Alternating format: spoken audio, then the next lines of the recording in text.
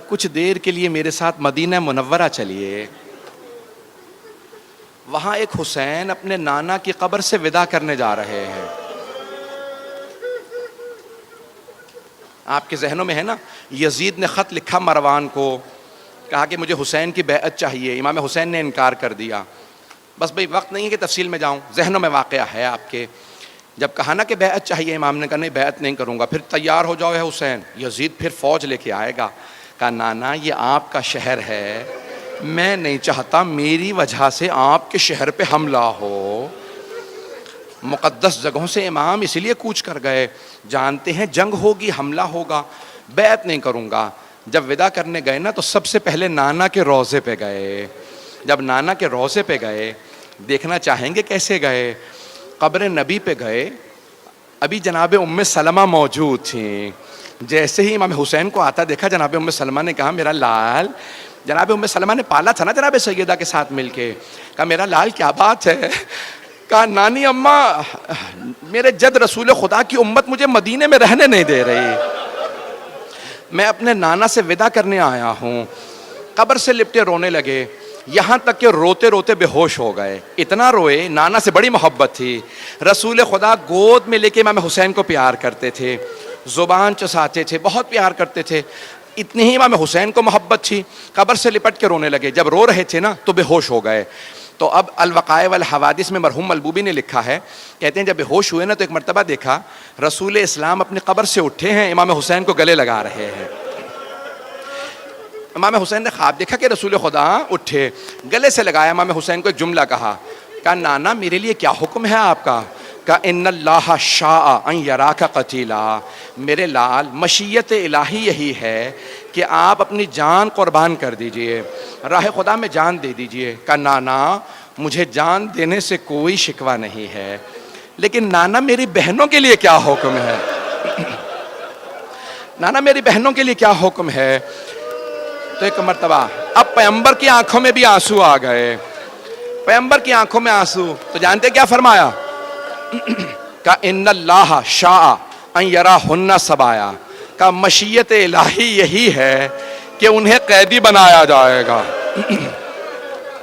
اب روتے ہوئے اٹھے امام حسین اور نانی سے ملنے لگے. لوگوں نے پوچھا کیوں رو رہے ہیں. کہا میرے نانا نے بتایا ہے کہ میری شہادت ہوگی. کہا شہادت پہ رو رہے ہیں. کہا نہیں مجھے شہادت پہ کوئی رونا نہیں آ رہا. کہا پھر کس بات پہ رو رہے ہیں. کہا میری بہنیں قیدی بنائے جائیں گے, میں بہنوں کی قید پہ رو رہا ہوں. اجرکم اللہ. بہت روئے. اب یہاں پہ اہل سنت نے ایک روایت لکھی ہے, ہماری شیعہ کتابوں میں بھی ہے, کہ جناب ام سلمہ نے کہا بیٹا کہاں جا رہے ہیں امام حسین سے. کہا نانی اماں میں کربلا جا رہا ہوں. جیسے کہا نا کربلا جا رہا ہوں, جناب ام سلمہ رونے لگی. کہا بیٹا کربلا نہ جائیے گا, آپ کے نانا نے مجھ سے کہا تھا اے ام سلمہ میرا یہ لال حسین کربلا میں مارا جائے گا. کہا نانی اماں وہ وقت آ گیا ہے, نانی اماں وہ وقت آ گیا ہے.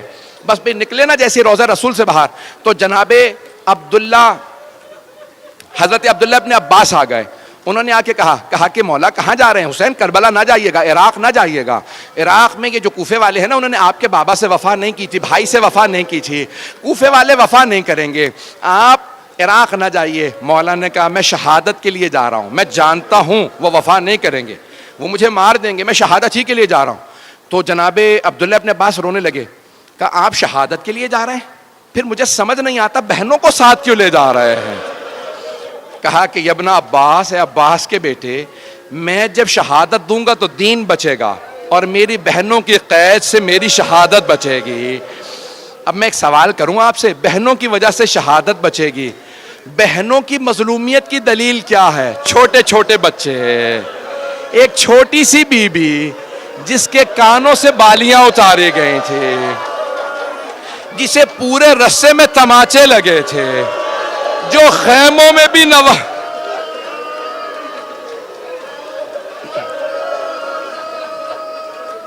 رک جائے 2 منٹ ابھی نہیں 2 منٹ. میں جانتا ہوں آپ سے برداشت نہیں ہوگا. جناب سید الشہداء نے فہرست تیار کی, کون کون میرے ساتھ کربلا جائے گا.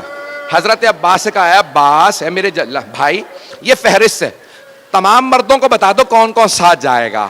جناب عباس نے کہا علی اکبر آپ کا بھی نام ہے, قاسم آپ کا بھی نام ہے, سب کو نام بتاتے رہے. جانتے ہیں کس کے نام پہ روئے؟ ایک چھوٹا سا بچہ تھا, کسی بی بی کی گود میں تھا. اب بچے سے تو کہہ نہیں سکتے تھے کہ اس بچے, تو کس سے کہا؟ اس بی بی سے کہا فاطمہ صغرا علی اصغر کا نام بھی. اجرکم اللہ. بس میں تمام کیا, 2 منٹ کی زحمت.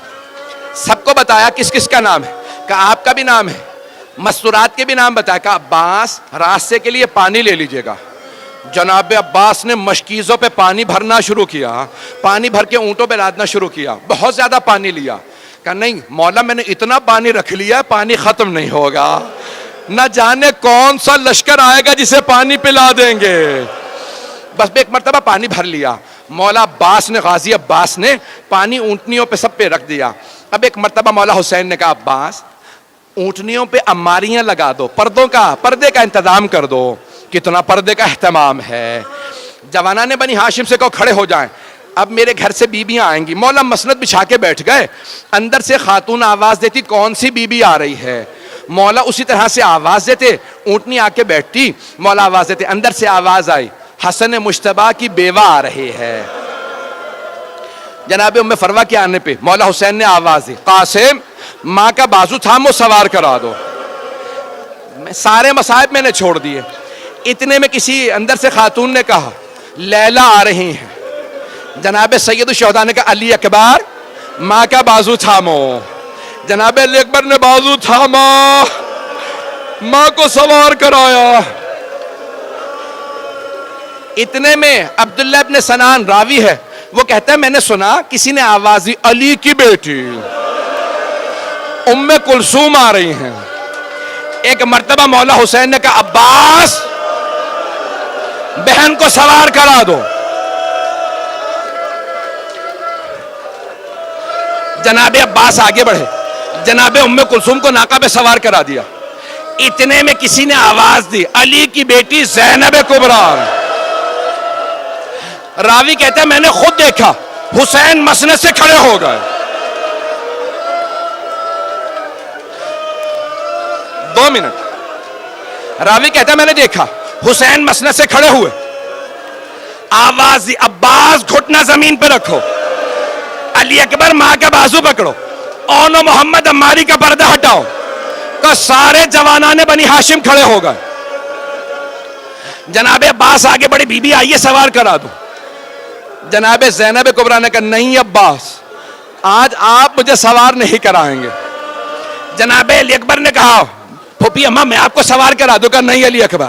اونو محمد نے کہا اماں ہم کا نہیں, آج رک جاؤ. مولا حسین نے کہا بی بی آپ کو میں سوار کرا دوں. کہا بھیا مجھے معاف کر دے لیکن آج آپ سے بھی سوار نہیں ہونا چاہتی. بہن پھر کون سوار کرائے؟ کہا بھیا جو مجھے 11 محرم کو سوار کرائے گا. آج وہی مجھے سوار کرائے. میرے مولا نے آواز دی میرا سجاد بیٹا پھپھی کو سوار کرا دو.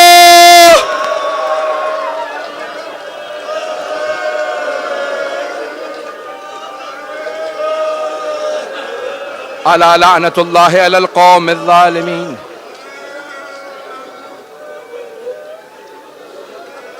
وَسَيَعْلَمُ الَّذِينَ ظَلَمُوا أَيَّ مُنْقَلِبٍ يَنْقَلِبُونَ. صرف 2 جملے دعا کے, ہاتھوں کو بلند کیجئے گا.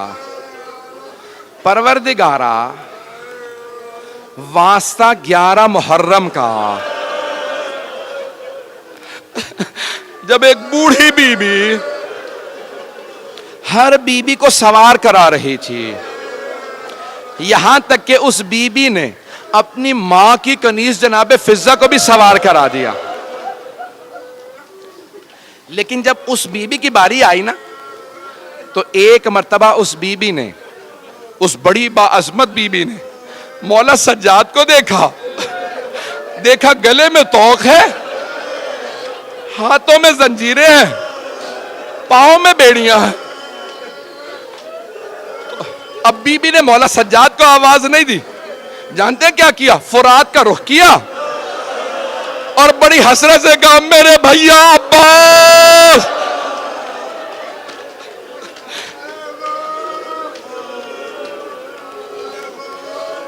پروردگارا 11 محرم کا واسطہ ہم سب کو امام زمانہ کا ظہور دیکھنا نصیب فرما، دشمنان اہل بیت کو نیست و نابود فرما.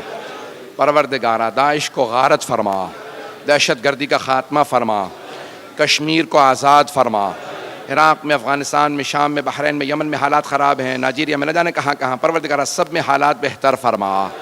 ہمارے تمام مریضوں کو صحت کاملہ عاجل عنایت فرما. پروردگارا ان بیبیوں کی اسیری کا واسطہ جنہیں جب اسیر بنایا گیا نا، آپ کو پتا ہے جب کسی اسیر کو، قیدی کو رہائی مل جاتی ہے وہ خوش ہوتے ہیں، لیکن نہ جانے یہ شام سے رہا ہونے والی بیبیاں کیسے تھے، رہائی ملنے پہ رو رہے تھے. اور جانتے کیسے رو رہی تھی؟ بہت زیادہ رو رو کے کہتی تھی واہ علی اکبر، کوئی کہتی تھی واہ قاسمہ، کوئی کہتی تھی واہ علی اکبر، واہ علی اصغر. آخر میں ایک بی بی بہت زور سے رو کے کہتی واہ حسین.